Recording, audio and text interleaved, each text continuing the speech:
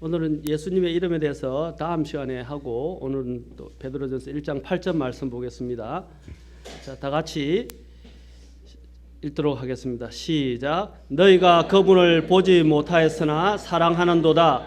지금도 너희가 그분을 보지 못하나 믿으며 이루 말할 수 없고 영광이 가득한 기쁨으로 기뻐하나니. 기도하겠습니다. 하나님 아버지, 오늘도 주님을 사랑해서 이 자리에 나온 우리의 주님의 성도들을 기억하시고 하나님의 말씀으로 힘을 주시고 또 위로하시고 또 강건케 하시고 또 주님 앞에 소망을 갖고 더 나아갈 수 있도록 인도해 주시옵소서. 오늘 이 말씀을 통해서 특별히 하나님의 큰 은혜가 있기를 원합니다.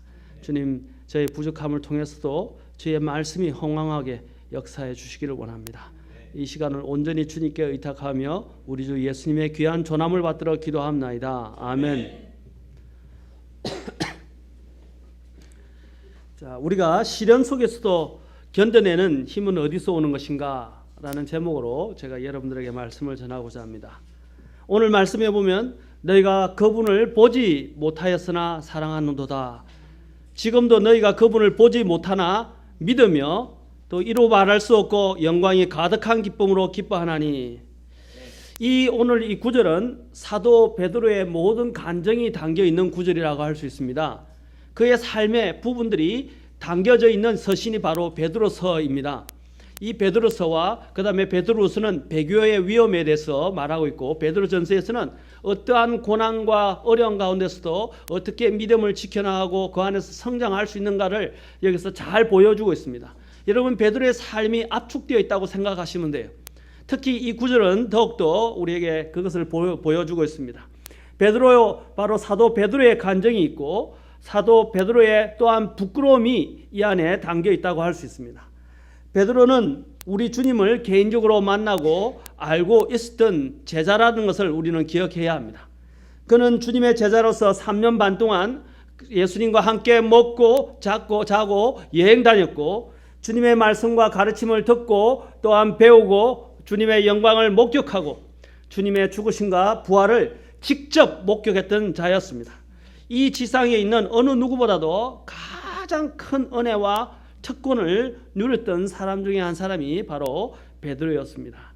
그런데도 그는 주님께서 부활하신 이후에도 그 주님의 부활을 자신의 삶의 새로운 시작으로 삼지 못했고, 주님의 부르심에서도 돌아서서 또 어디로 갔냐면 고기 잡는 어부의 생활로 돌아갔습니다. 주님은 처음에 그를 부르셨을 때 사람을 낚는 어부로 부르셨습니다. 그런데 그는 주님이 부활하신 후에 다시 고기 잡는 어부로 돌아가서 일하고 있었습니다. 그러자 어느 날 아침 부활하신 주님께서 갈릴리 해변에 나타나셔서 온 밤을 고기잡이로 고생하던 베드로와 일행을 위해 조반을 마련하셨습니다. 부끄러움과 죄책감에 눌려서 아무런 말도 할 수 없던 베드로에게 주님께서는 나타나셔서 그에게 오셔서 너 왜 나를 부인했느냐? 그것도 3번씩이나 나를 부인했느냐? 너는 이제 더 이상 자격도 없고 너는 이제 나와 상관도 없다라는 등등의 말씀으로 말씀하지 않으셨다는 것입니다. 오히려 그분께서는 그에게 찾아와서 다른 말로 주님께서 말씀하지 않으셨습니다. 내가 나를 사랑하느냐라고 주님이 물으셨어요. 그것도 3번씩이나 주님께서는 강조해서 그에게 거듭 확인하면서 물으셨습니다. 너가 나를 사랑하느냐? 베드로는 자신의 죄책감과 송구스러움을 감출 길이 없었는데 주님께서는 계속적으로 하신 말씀이 그를 책망하시면 오히려 마음이 시원했을 것인데 책망하지 아니하시고 그에게 물으시기를 너가 나를 사랑하느냐? 너가 이들보다 더 나를 사랑하느냐? 라고 반복적으로 질문을 하면서 오히려 그의 죄책감과 참담함과 송구스러움이 더 흘러 넘치게 만들었고 그 안에서 주님에 대한 사랑이 더 깊어지도록 주님께서는 유도하셨다는 사실입니다. 그래서 베드로는 내가 주를 사랑하는 줄 주께서 아시나이다 라고 대답했습니다. 그러자 주님께서는 뭐라고 말씀하셨습니까? 내 양을 먹이라. 우리가 요한복음에서 잘 알고 있습니다. 내 양을 먹이라고 말씀하셨습니다. 그는 이제야 사랑이라는 말이 무엇인지 깨닫고 또한 알게 되었고 체험하게 되었던 것입니다. 자신과 같은 비겁한 사람, 도망한 사람, 실패자를 향하신 그 주님의 크신 사랑을 그는 깨닫게 되었고 그 사랑이 베드로의 얼었던 마음을, 굳었던 마음을, 또한 죄책감으로 만신창이가 되어 있는 그 마음을 녹이셨던 것입니다. 이제 그 크신 주님의 사랑과 용서를 받기에 합당하지 않았던 자에게 베푸신 그 크신 사랑과 부르심에 녹은 그의 마음속에는 주님을 향한 사랑이 솟아오르기 시작했던 것입니다. 도저히 주님을 사랑한다고 할 수 없었던 그가 세 번째 주님의 질문에 더 용기를 내어서 예, 제가 주님을 사랑하는 줄을 주께서 아시나이다. 하나님께 우리가 인생을 살아가면서 실패할 수 있어요. 여러 번 실패할 수 있어요. 그러나 하나님이 원하신 것은 실패했다는 사실이 중요한 게 아니라 실패한 자리에서 우리가 무엇을 생각하고 무엇을 느끼고 어떻게 나아가야 하는가, 그것이 더 중요한 것입니다. 오늘 주님께서도 우리에게 물으신 것은 너희가 실패한 자리에 있느냐가 문제가 아니라 실패한 자리에서 내가 너를 어떻게 보고 있는가 하는 것입니다. 우리는 우리 주님이 어떤 분인가를 알아야 돼요. 그래야 베드로 같은 대답을 할 수 있어요. 주님이 어떤 분인지를 잘 알아야 됩니다. 오늘 여기서 본문을 보십시오. 베드로가 너희가 그분을 보지 못하였으나 사랑하는도다. 그 사랑이 어디서 나오는 것입니까? 또 그분을 보지 못하나 믿으며 이로 말할 수 없고 영광이 가득한 기쁨으로 기뻐하나니. 이 힘이 어디서 나오는 것입니까? 나중에 보면 사도행전을 보면 주님께서 성천하신 이후에 오순절에 가장 첫 설교를 한 사람은 베드로였습니다. 그는 이제 정말 놀라운 사람으로 바뀌었습니다. 주님을 사랑하는 사람,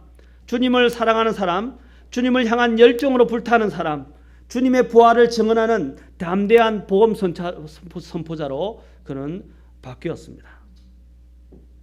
제가 실제로 있었던 한 예화를 들려드리겠습니다. 1960년대 후반에 미국의 어느 은퇴한 기자의 가정에 입양되어진 한국인 아이가 있었습니다. 위로는 미국인 형 둘과 누이 한 명이 있었고 모두 공부도 잘하고 훌륭한 사회인이 되어서 살아가고 있었습니다. 하지만 이 아이는 가난아이 때 입양을 받아서 처음에는 말도 잘 듣고 공부도 열심히 하는 착한 아이였습니다.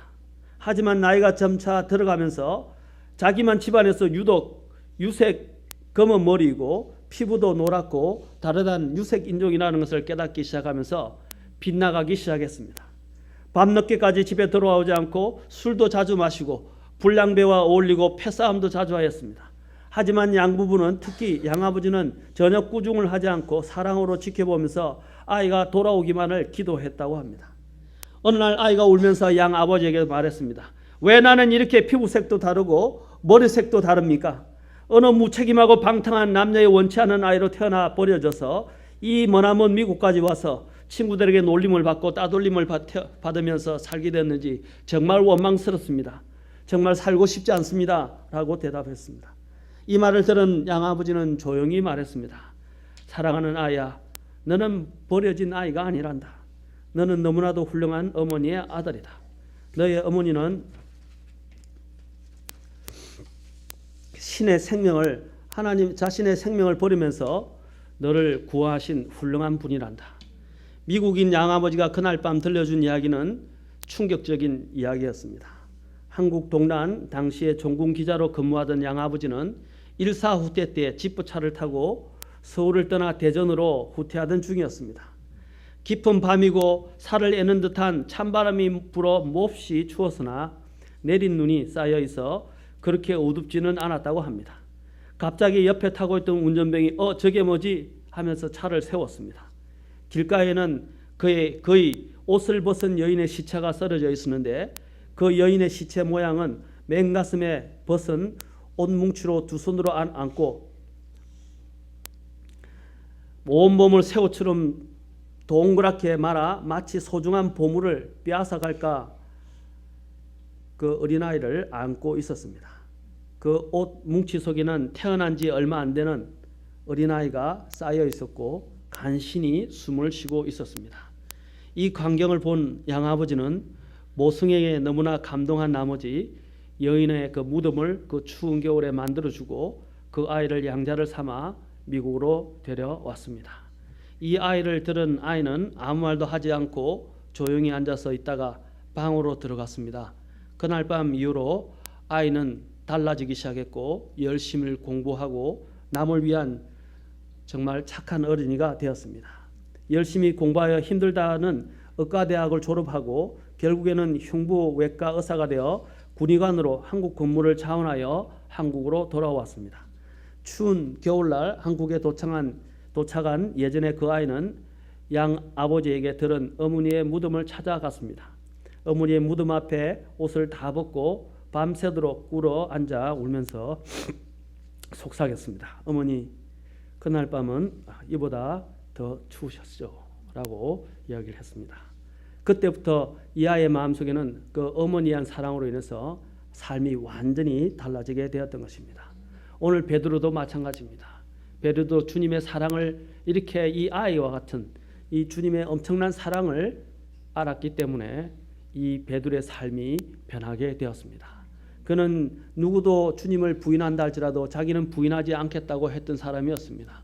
그러나 그가 주님이 돌아가시는 날 밤 3번이나 주님을 부인했고 그는 아마 주님을 배반했고 주님을 부인했다는 것 때문에 그의 마음은 굉장히 큰 죄책감과 고통으로 시달리고 있었습니다. 그는 다시 주님을 뵐 수 없을 것 같은 그런 참담한 가운데서 다시 이전에 어쩔 수 없는 상황 가운데 어부의 생활로 돌아가고 있었습니다.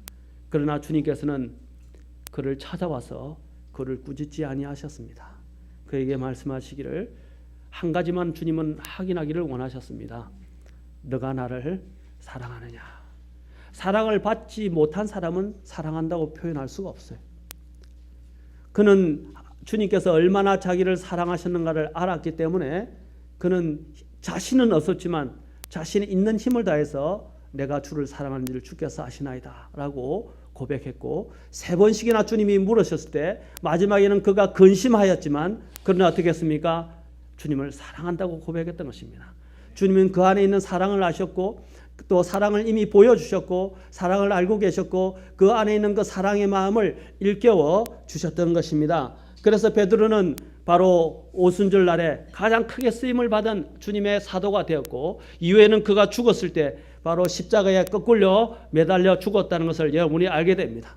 여러분 그가 코바디스라는 영화를 보시면 그것이 물론 완전하게 있는 사실을 영화화한 건 아니지만 코바디스 주여 어디로 가시나이까 라는 그 영화를 한번 보시기 바랍니다.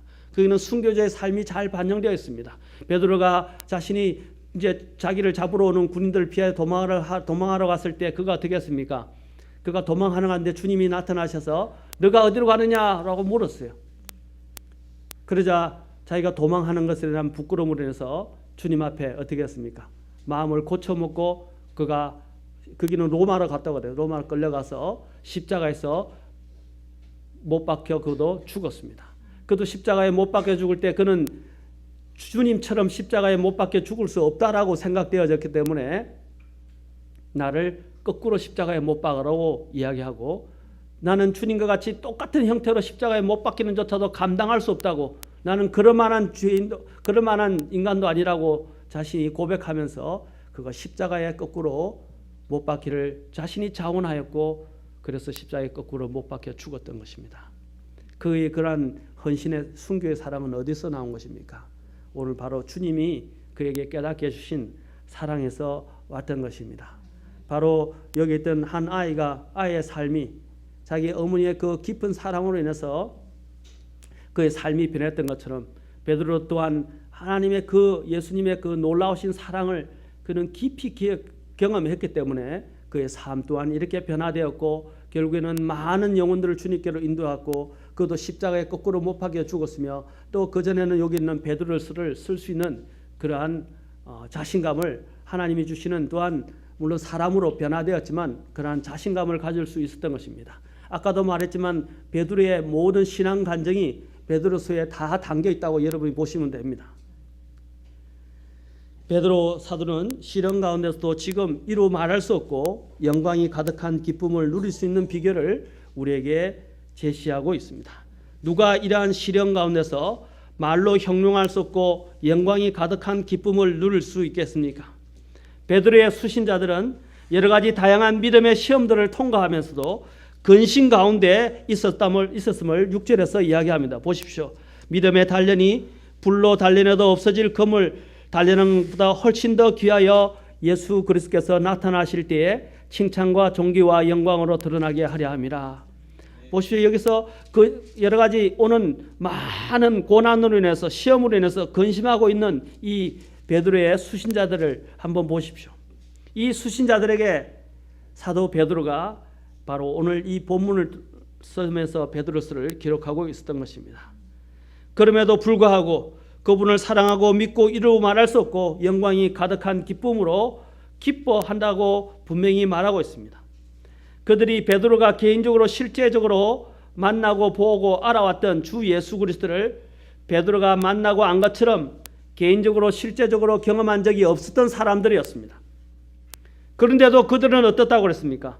사랑하고 또한 믿었고 말로 형용할 수 없을 정도로 크게 기뻐했다고 말하고 있습니다. 어떻게 그런 일이 가능한 것입니까? 아까 제가 말씀 이하 속에 첫 번째 그 비결이 있습니다. 그 첫 번째 비결은 바로 예수 그리스도의 사랑을 아는 것입니다. 그러면 예수 그리스도를 사랑하게 됩니다. 정말 여러분 예수 그리스도의 사랑을 아십니까? 그 깊은 사랑을 아십니까? 그 사랑을 알게 될 때 우리는 예수 그리스도를 보지 못했지만 사랑할 수 있게 된 것입니다. 그 아이도 자기 어머니를 본 적이 없었어요. 어머니를 본 적이 없어요. 그러나 그 어머니가 나를 사랑해서 나의 생명을 건져주신 것을 알기 시작했을 때 그 아이가 그것을 깨닫기 시작했을 때 그의 삶이 달라졌던 것처럼 우리 또한 우리가 주님을 직접 보지 못했지만 주님이 십자가에서 2000년 전에 나를 위해서 희생하신 그 놀라운 희생을 내가 깨닫게 될 때에 우리는 그분을 사랑하게 됩니다. 보십시오. 너희가 그분을 보지 못하였으나 사랑하는도다. 베드로 사도가 자신이 편지하는 신자들에게 자신의 과거의 삶의 간증을 다 담았어. 자신의 또한 부끄러움의 과거들을 다 담았어.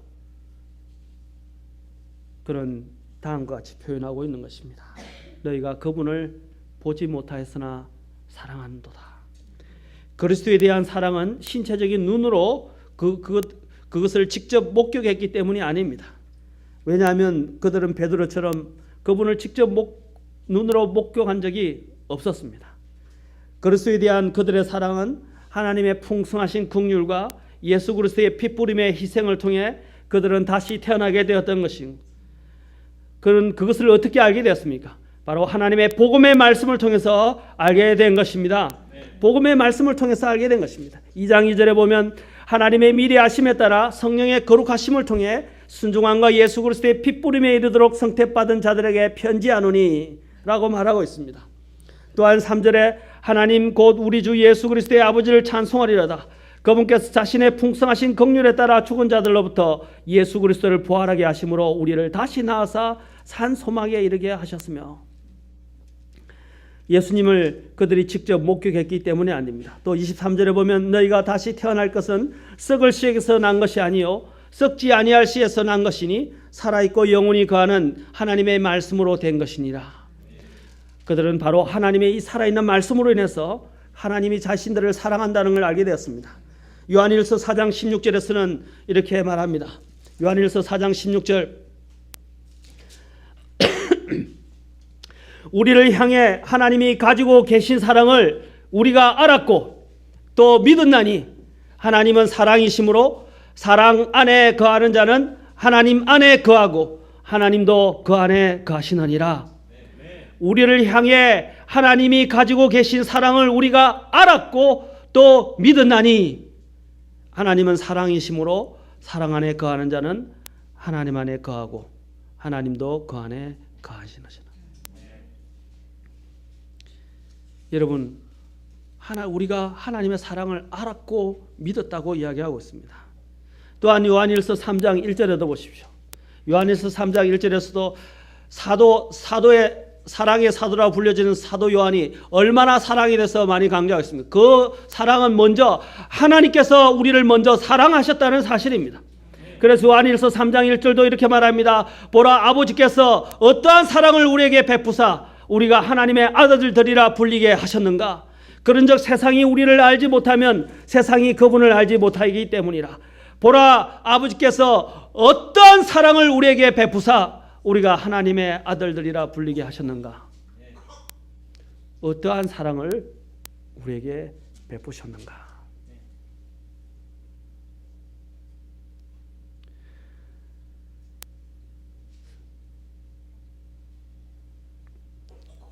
사랑하는 성도 여러분, 하나님이 얼마나 우리를 사랑하셨는가를 우리가 깨달아야 합니다. 만약에 이 사랑을 모른다면 우리는 하나님 앞에 반항할 수도 없고 하나님을 사랑할 수도 없고 또 하나님의 그 명령에 우리가 순종할 수도 없습니다. 사랑이 우리를 바꾸어 주는 것입니다. 이 뻗나가던 이 아이를 바꿀 수 있었던 것은 바로 그 어머니의 사랑을 깨달았을 때입니다. 여러분들이 죄악을 즐기고 어떠한 다른 것들을 사랑한다 할지라도 우리 주님의 정령 사랑을 깨닫게 된다면 여러분들은 그 사랑하는 것조차도 이제 미움으로 변하게 될 것입니다. 그 사랑하는 것들이 이제는 나에게 더 이상 영향력을 발휘하지 못하게 될 것입니다. 그 사랑하는 것들을 내가 이제는 끊게 될 것입니다. 왜? 주님의 사랑이 더 크다는 걸 알기 때문에. 주님의 사랑이 어떠한 것인지를 알기 때문에. 그러면 주님을 사랑하지 아니할 수가 없게 되는 것입니다. 로마서 5장 5절부터 8절에서도 또한 사도 베드로도 이야기를 합니다. 사도 바울도 이야기를 합니다. 자, 로마서 5장 5절부터 8절에도 보도록 합시다. 소망이 5장 5절부터 8절입니다. 소망이 우리를 부끄럽게 하지 아니함은 우리에게 주신 성령님에 의하여 하나님의 사랑이 우리 마음에 넓게 부어졌기 때문이니 우리가 아직 힘이 없을 때에 그리스도께서 정하신 때가 되어 경건치 아니한 자들을 위해 죽으셨느니라. 의로운 사람을 위해 죽으려는 자가 거의 없고 선한 사람을 위해 감히 죽고자 하는 자가 혹 있거니와 우리가 아직 죄인이었을 때에 그리스도께서 우리를 위해 죽으심으로 하나님께서 우리를 향한 자신의 사랑을 당당히 제시하시나니라. 여기 우리의 이름을 넣어보시죠. 내 이름을 넣어보십시오. 준성이가 아직 죄인이었을 때에 그리스도께서 준성이를 위해 죽으심으로 하나님께서는 준성이를 향한 자신의 사랑을 당당히 제시하시니라. 이 얼마나 놀라운 사랑입니까?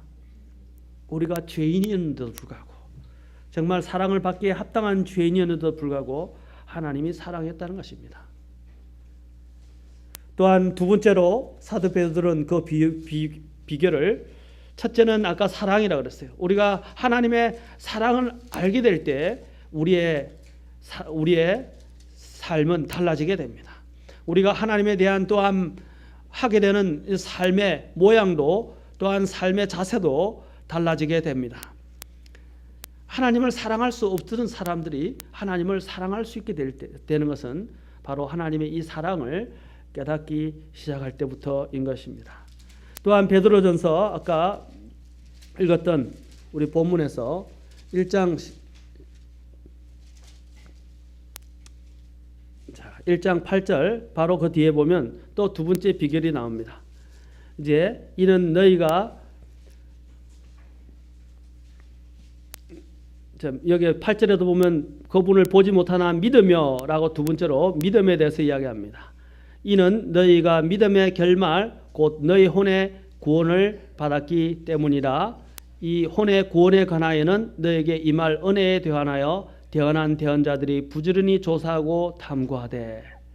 여러분, 우리가 가진 믿음은 정말 대단한 것입니다.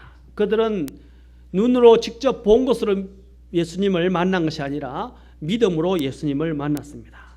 그들 안에 내주하신 성령님께서 그분을 그들에게 베드로가 개인적으로 실제적으로 만나고 알았던 그분 이상으로 실제적이 되도록 해 주었다는 것입니다. 지금 여러분과 저에게도 마찬가지입니다. 이것이 그리스도인의 삶의 비결입니다. 믿음으로 우리는 그분을 보고 만지고 느끼게 됩니다. 믿음으로 우리는 그분을 만집니다. 믿음으로 우리는 그분을 느낍니다. 믿음으로 우리는 그분과 대화합니다. 믿음으로 우리는 그분과 교제합니다. 믿음으로 우리는 그분의 사랑을 알고 그분을 사랑하게 됩니다. 믿음은 보이지 아니하는 것, 영적인 것을 실제화시켜 주는 것입니다. 믿음을 통해 가지게 된 사랑은 우리의 믿음을 확고하게 만들어주고 전진하게 만들며 수고하게 만들고 섬기게 만드는 것입니다. 여러분, 이 세상에 보면 사람들이 자신을 분신해서 죽는 사람들도 있죠. 특히 이전에 제가 굉장한 데모가 일어나던 시절에 제가 군대 생활하고 대학 생활을 했었는데 그때 데모가 굉장했어요. 근데 그때 되면 실제로는 자신을 분신하고자 하고 기름을 붓고 신나를 붓고 자살하고 하던 사람들이 많이 있었어요. 그들이 이데올로기란 눈에 보이지 않는 이데올로기 때문에 그 이데올로기를 위해서 자기 자신을 심지어는 죽이기까지 했어요. 그런데 우리는 이데올로기가 아니에요. 우리가 믿는 것은 이데올로기가 아니라 우리는 진리예요. 진리예요. 우리는 진리를 위해서 그보다 더 죽을 수 있는 그 가치가 있는 진리를 갖고 있어요. 그렇지 않습니까? 그런데 우리는 진리를 위해서 희생하려 하지 않는다는 겁니다. 많은 사람들이 이데올로기를 위해서 죽는 사람들만큼 진리를 위해서 희생하지 않아요. 얼마 전에도 박근혜 대통령에 대한 그 분노 때문에 신나를 붓고 자살을 하려다가 결국 미수에 거쳤긴 했는데 한 사람이 있었어요. 그렇죠? 신문에 얼마 전에 나왔었어요. 보십시오. 자신들이 믿는 신념과 어떤 믿음 때문에, 가치 때문에 심지어는 자기의 몸을 불사르고 자신의 생명까지도 내어놓으려 하는 사람도 있습니다. 그 사람들이 이데올로기에 미친 사람들이라고 그랬어요. 그런데 이데올로기에 미쳐도 사람들이 저렇게 이데올로기를 위해서 자신의 생명까지 내어놓는데 왜 우리는 진리를 위해서 진짜 진리를 위해서 우리는 생명을 내놓지 못한다는 것입니까? 그것은 우리가 그들보다 사실 믿음이 더 적다는 것을 말해주는 것입니다. 사랑하는 성도 여러분, 아까도 봤어요. 우리가 죄인이었는데 주님은 우리를 사랑하셨어요. 주님이 우리에게 보여주신 사랑을 우리가 안다면 하나님을 사랑할 수밖에 없어요. 또한 우리가 믿음으로 주님을 정말 체험했다면, 정말 주님의 사랑을 알았다면 우리는 믿음으로 그분 앞에 반응하게 되는 것입니다. 믿음은 우리의 보이지 아니하는 것들, 영적인 것을 실제화시켜 줍니다. 믿음을 통해 가지게 된 사랑은 우리의 믿음을 확고하게 만들어주고 전진하게 만들어주고 수고하게 만들고 섬기게 만들어주는 것입니다. 6절에 보면 믿음은 또한 산 소망은 여러 가지 시험을 인하여 근심하게 될지라도 크게 기뻐할 수 있다고 말하고 있습니다. 6절에 보십시오. 비록 지금은 필요가 있어 너희가 여러 가지 시험으로 인해 잠시 근심하고 있지만 그 구원을 크게 뭐라고 그랬어요? 기뻐한다 그랬어요. 이 어떤 구원입니까? 혼의 구원이라는 것입니다. 9절 보십시오. 이는 너희가 믿음의 결말 곧 너희 혼의 구원을 받았기 때문이라. 아멘. 믿음으로 인한 그 결말이 뭐예요? 혼의 구원 아닙니까? 우리의 혼이 영원한 그 멸망으로부터 구원받았다는 사실, 이것은 그 어떤 것보다도 비교할 수 없는 선물인 것입니다. 그 혼의 결말을 위해서 우리가 어떻게 한다고요? 크게 기뻐한다라고 그랬어요. 기뻐한다. 그리스도인이 그 고난으로 인해서 잠시 여러 가지 시험으로 해서 잠시 근심할 수는 있어요.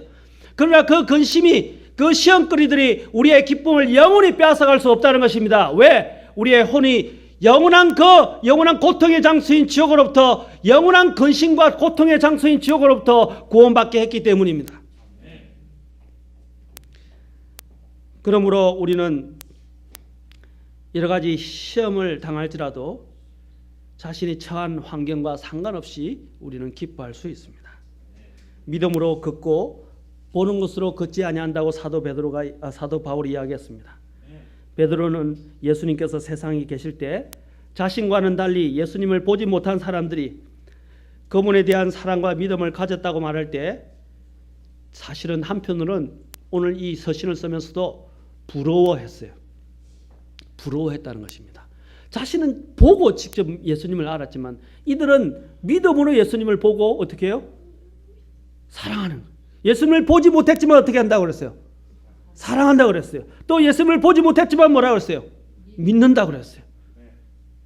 얼마나 부럽겠어요.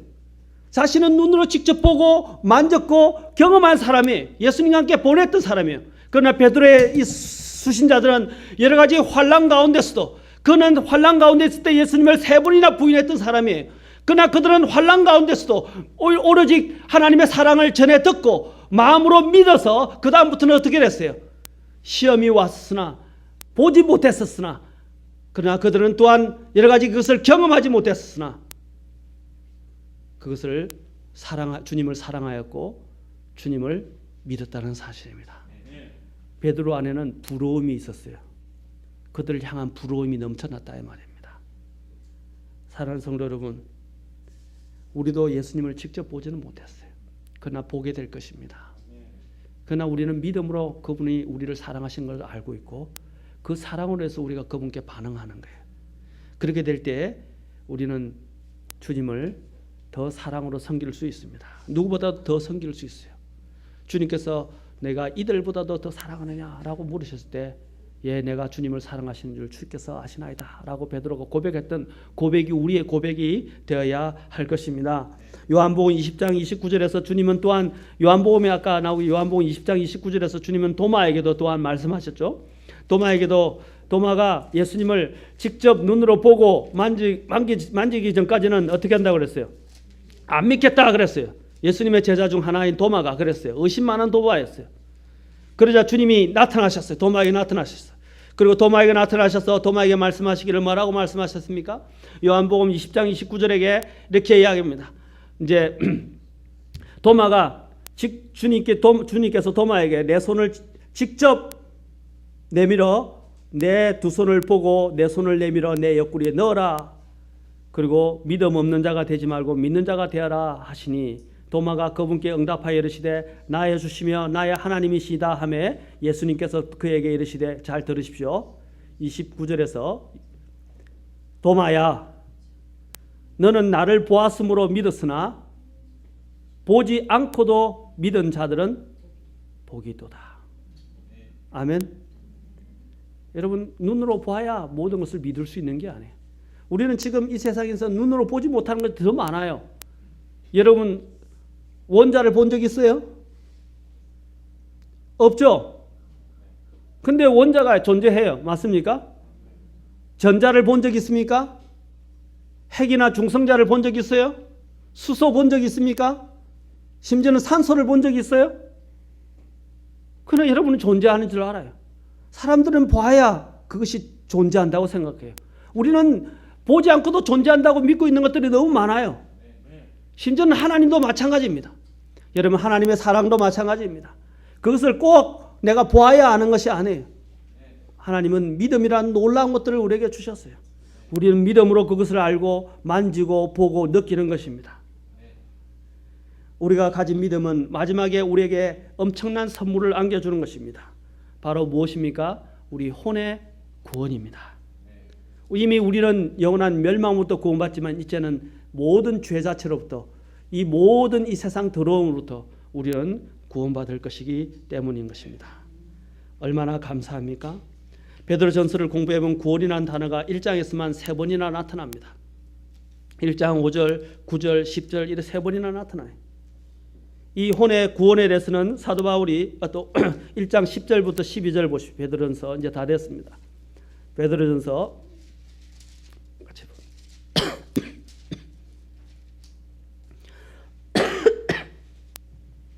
자 1장 10절에서 12절에 보면 이 혼의 구원에 관하여는 잘 보십시오. 너에게 이 말 은혜에 대하여 대언한 대언자들이 부지런히 조사하고 탐구하되 자기들 안에 계신 그리스도의 영께서 그리스도의 고난과 그 뒤에 있을 영광을 미리 정언해 주실 때에 그 영께서 무엇을 혹은 어느 때를 표적으로 보여준지 탐구하였느니라. 보십시오. 천사들도 뭐라고 그랬어요? 대언자들도 살펴보기를 원했던 것이고 또한 천사들도 알기를 원했던 것입니다. 12절에 보면 뭐라고 그랬어요? 뒤에 보십시오. 천사들도 살펴보기를 갈망하는 것이었다라고 말하고 있어요. 사실 이것들은 성경에서 말하기를 뭐라고 그러냐면 눈으로 보지도 못했고 귀로 듣지도 못했으며 마음으로 깨닫지도 못한 것이라고 말하고 있습니다. 놀라운 일들이에요. 대언자들도 이것이 무엇인지 살펴보기를 원했던 것이에요. 그걸 탐구했던 것입니다. 그리고 천사들도 뭐라고 그랬어요? 살펴보기를 갈망했던 것이에요. 아까 그랬죠. 이 혼의 구원에 관해서는 이라고 그랬죠. 우리의 받은 이 혼의 구원은 어떤 것과도 바꿀 수 없는 놀라운 것이라는 것입니다. 우리는 그 가치를 너무나 몰라요. 이것은 그 어떤 것과도 바꿀 수 없는 것입니다. 그래서 우리는 기뻐할 수 있는 것입니다. 사랑하는 성도 여러분, 우리의 가져들 이 은혜를 우리도 사모하십시오.